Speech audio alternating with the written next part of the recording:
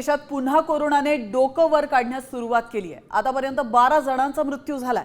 यापैकी महाराष्ट्रामध्ये 5 जणांचा मृत्यू झालाय, तर महाराष्ट्रातही कोरोना रुग्णसंख्येमध्ये झपाट्याने वाढ होते। देशात सध्या कोरोनाचे 1007 तर राज्यामध्ये 435 सक्रिय रुग्ण आहेत। कोरोनाचे रुग्ण दिवसेंदिवस वाढत असल्याने नागरिकांनी काळजी घ्यावी असं आवाहनही करण्यात आलंय। तर कोणत्या राज्यामध्ये किती रुग्ण आहेत आपण पाहूयात ग्राफिक्सच्या माध्यमातून। महाराष्ट्रामध्ये 435, केरळमध्ये 430, दिल्लीमध्ये 104 आणि गुजरातमध्ये 83 रुग्ण आहेत।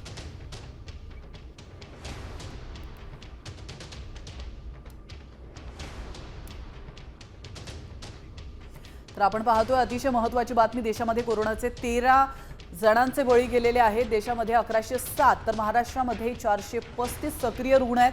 त्याच्यामुळे आता नागरिकांनी काळजी घेण्याची आवश्यकता आहे।